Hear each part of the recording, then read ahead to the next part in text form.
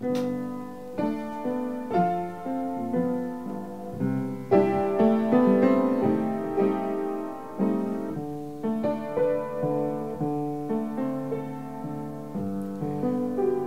met Martin in 1856, yes. Right. We've been friends for such a long time, Right. but never thought of doing a show together. No, till Abe Lincoln, who was a And close friend. Martin called me one day and said, he's got this wonderful idea. I said, what? And he said, I can't tell you over the telephone. I said, why? He said, I just can't. And I had to come over, and I came over, and he introduced me to this leprechaun, as I remember, an Irish, one of the few Irish people in the theater, Tom Meehan. But both your reactions were similar. I mean, I remember very specifically that when I called and said,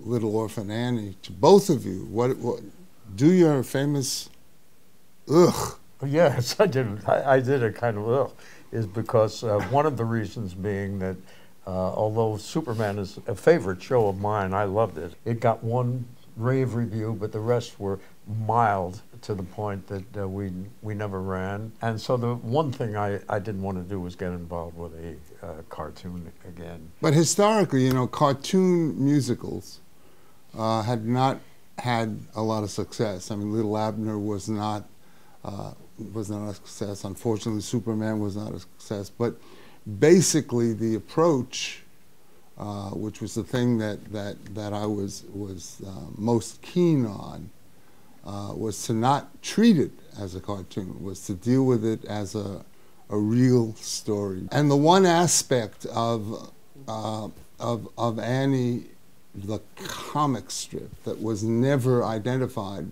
even though Harold Gray had written it in 1925 and it was running in the Chicago Tribune and syndicated all over the States, he never explained how the two of them met. So that was the tack that we decided to take. And also, we were in love with the idea of doing a New York musical. We wanted to do a musical about this city. NYC, what is it about you? You're big, You're loud, you're tough.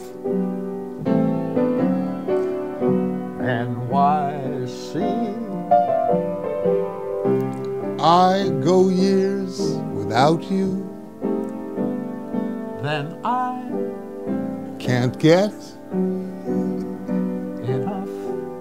enough of cab drivers answering back in language far from pure. enough of Frankfurters answering back, oh brother, you know you're in NYC. Too busy, too crazy, too hot, too cold, too late. I'm sold again on NYC.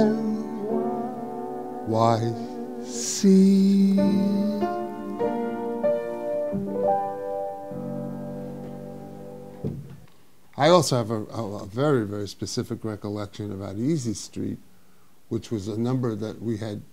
Yeah, that was an odd. Well, we had another song there. We had a song called That's the Way It Goes. Well, we needed a moment where the three of them, the three, quote, villains, sort of celebrated and give us, and had to give us something really raucous. We needed a kind of a raucous moment that could also develop into a dance, because we had always envisioned the Hannigan, Rooster, and Lily were going to be able to really let some steps happen. And we wrote a song called That's the Way It Was, which we actually put into rehearsal and played the first couple of weeks up at good speed. You have to remember what happened when we sat down to rewrite it, because we were sitting in the basement. We had a funny thing happen. We were sitting in the basement of the Goodspeed Opera House writing this song. It was a very, very difficult song. We worked very hard, a long afternoon, and finally, at the end of the afternoon, I got something, and Martin said, "That's terrific." And we left it on the piano. We left it on the piano and had ourselves a nice dinner and felt, you know, we have something to go back to tomorrow. And when we came back the next morning, it was gone. Gone. And I couldn't remember a word of it or a note of it. No. And he couldn't either. No, couldn't remember absolutely none of it. We searched the grounds of Goodspeed. And all the garbage cans. Every bit of garbage. We stopped the sanitation truck. We went through a great deal of stuff he hadn't picked up yet. We went through bathrooms and broom closets and all that. Could not find that music. So we were kind of giving up and said, well, let's hope something comes back. And start from scratch, really. And start from scratch. When a man who was the associate musical director up at Goodspeed just kind of strolled by and said, "Oh, hey guys, I picked this up from your piano the other day. Is this important?" I said, "Yes." And there it was. Easy Street. Easy Street, where the rich folks play. Yeah. Good lyric there. I repeat. I stole it from Sheldon Harnick. Easy Street. When you get there, play.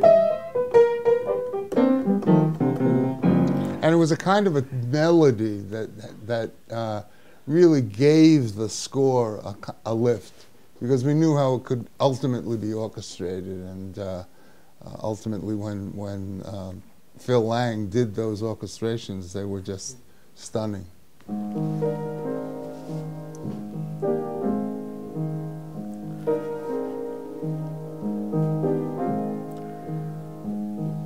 Maybe far away, and maybe real nearby,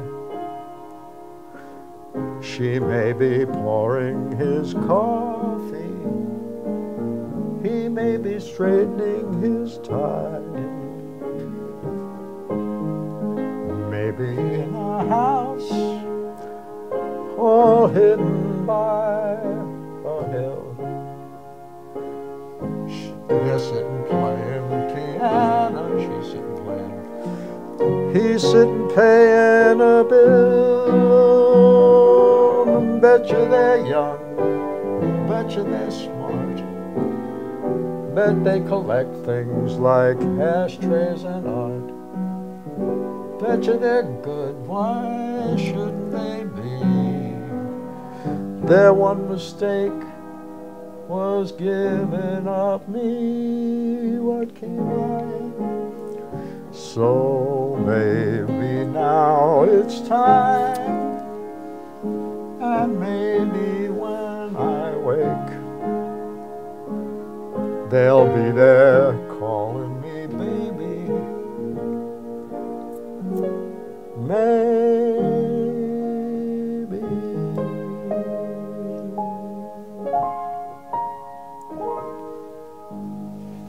When we were at Goodspeed, when the show first was done, we had Hard Knock Life as an opening number. And Maybe was the second song in the show. And for a relatively long period of time, it stayed that way until we kind of came to the realization that the most important thing about getting this show going was for us, the audience, to know what her problem was. And what Maybe does, I think, is it brings you squarely, it confronts her problem. And what it ends up being able to do, which is really important, is substitute 32 bars of music for maybe 10 pages of dialogue. Now, a really good song is always able to do that. Imagine for a moment, if you will, the soliloquy in Carousel being spoken as a scene. I don't think you'd sit still for it. It goes through so many changes and so many images and so many ideas, and it couldn't be done as a scene. Now, if you sit down to write a hit musical, you won't write it. It's not necessarily luck, but it is a musical that does indeed touch people, different people in different ways. It's about optimism, it's about hope, it's about love, it's about, as I said, rags to riches. You know, it's funny to look back. This show has been, it's over 30 years now. 35. 35 years, and it's sustained us. It's helped send my kids to college at the beginning, and Tom Meehan always said that, you know, if this show works, this little girl, Annie, is going to support you the rest of your life. Well, that's what children are supposed to do for you. Take care of their parents. Take care of their parents. So Annie has done that.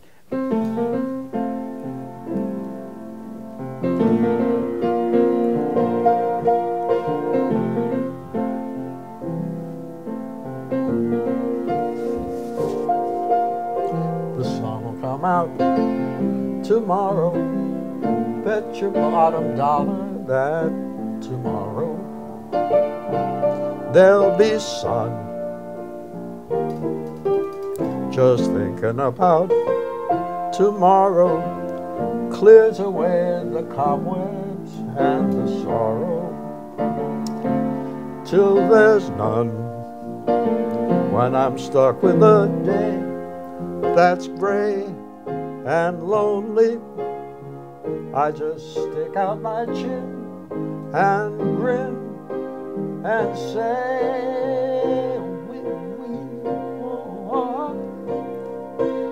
the sun will come out tomorrow, so you gotta hang on till tomorrow.